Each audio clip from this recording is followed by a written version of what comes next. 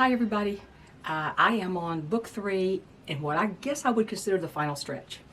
And there are a few events I need to write into the plot line. And I wanted something, I didn't want it to finish too early, be an anticlimax. I didn't want it to finish, you have to have conflict in a story to really be interesting. And I have conflict in there. However, I was looking for this one thing that might be a big final dramatic punch before the downhill slide to the very end. And I have found it, but I did because of someone on IG, an author on IG, and I believe her name is Paige Harper, although I don't know that this was original to her. I've heard this type of thing talked about before and used some of it. However, the way this is put, it's like a light bulb went off. And I wanted to share that with you. And the whole short clip was about what a character needs to grab readers and be fully developed. What a character really needs to be fully rounded and developed. And there were 6 points.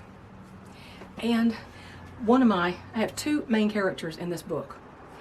And one of the main characters, the one that is in charge at the end, basically, this is basically his section, even though it's not really divided that distinctly between them. It's just that those are 2 points of view that you get in this book, and that's the only 2 points of view that are supported throughout the book. But basically the first part is hers and the second part is his. No, they're not a couple. And there was just one more thing I needed. I didn't really even know what it was until she said this list, she talked about this list. Okay, for what a character really needs.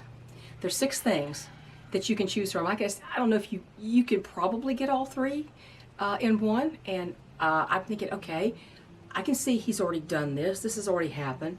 But there's one more thing that I had this great idea this morning how to write it. Number 1. Character has to have a line they swear they won't cross.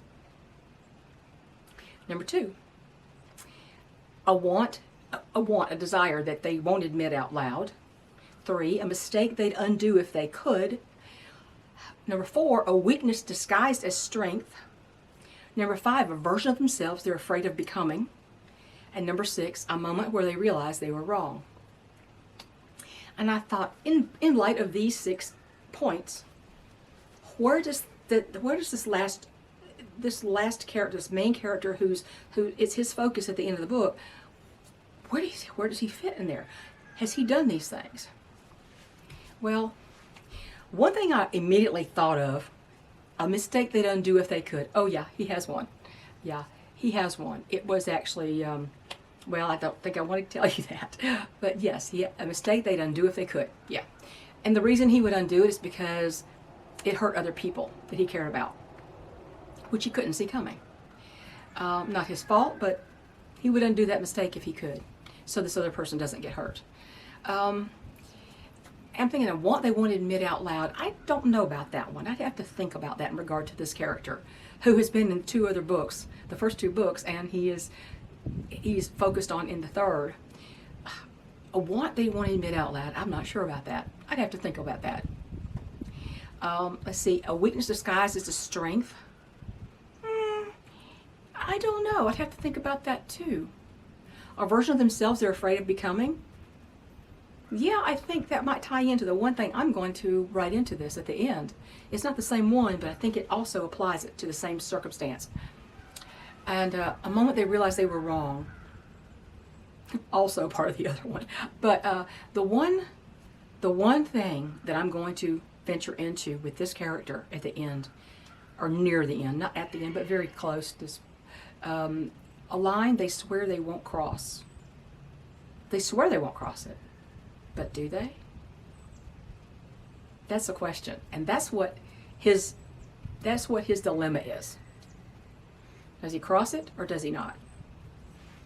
So yeah, I don't know what it was about the way it was presented, but that just resonated with me, and I went, that's it, that's it, that's the scene, that's the event, that's the incident, that's what's going to happen.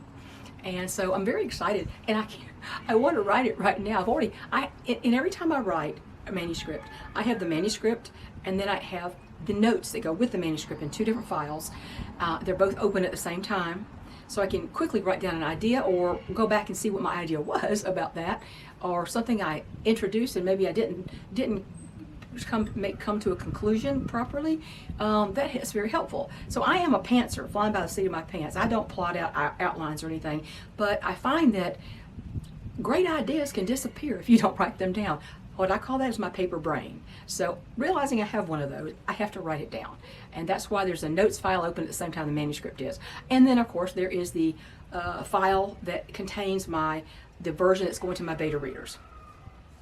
And I've already let them preview a tiny little hint of a little piece of the first chapter. And they're wanting to read the rest right now. So I'm getting there. So I think I have a couple of events that I have to write in there. And then, yeah, I'm thinking, where do I put this scene that I'm wanting to write? I'm not sure if I put it after the next two events happen or if I put it in between there. So maybe it could be in between. I'll have to think about that some. But anyway, I want to share that with you. It's not just, it's interesting when you first write, it's like you're just writing a story and it just kind of comes to you and you write it down as it comes, and you don't analyze the characters like that. I never analyze characters like that. But it is very helpful to keep them from being flat. And I think the danger in this character not having flaws, and now he does have flaws, don't get me wrong, and one's already reared its ugly head, however, that's not really that ugly, but you risk this character being what I call a Dudley Do-Right. Do you remember the old cartoon Dudley Do-Right? He was a Canadian Mountie police, and he was a Mountie, and and they had the music, and he'd be galloping again on his horse, and here I come to save the day. Do you remember that? I don't want him to be a Dudley Do-Right and never do anything wrong. He's already done something wrong, but yeah, this particular one is going to be much more dramatic, and I don't know. I'm just too excited to write it. So, what do you think about these things? A line they swear they won't cross, coming right up. They want to admit out loud. I don't know. A mistake they'd undo if they could. Oh, in spades, it's already in there. A weakness disguised as strength. Yeah, maybe his weakness is not being ready to judge people quickly enough in some cases. That's a weakness. That's kind of a weakness, in my opinion. People think, well, that's a good thing. Not always. Sometimes it bites you in the rear. A version of themselves they're afraid of becoming. Oh yeah, that will sort of be a crossover between in a line they swear they won't cross, and a moment where they realize they were wrong. Now I'm not sure what he's wrong about yet. I don't know if he is wrong about anything. Well, that actually also ties into the mistake they'd undo if they could. He was wrong about that and the person involved in that. But anyway, yeah, those are very helpful. So thank you to Paige Harper on Instagram for putting those in these little bullet points that really, it really helped. Just, you can hear the same idea over and over, but just see them in just these little bullet points is very helpful. And I can't, flying by the seat of your pants is all well and good, but sometimes you need a little bit more. Oh, you like my new shirt? I thought this was cool. It's so true. My son, the author, I said, look at my new shirt. And he said, oh, so true. It's the cycle of writing, is what it is.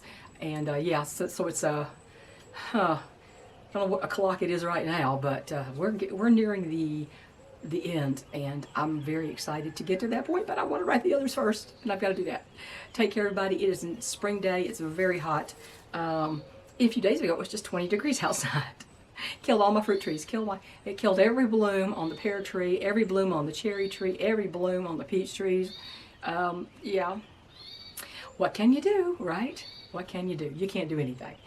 But anyway, and then I've just encountered this mystery of the gardening season. Here you go. Here's a mystery for you to solve right now. I can work in the garden. I have dirt all over my fingernails. I can go in, I can take a shower, I can use a nail brush and soap and get all that stuff out from under my nails. I can look at them and declare them clean.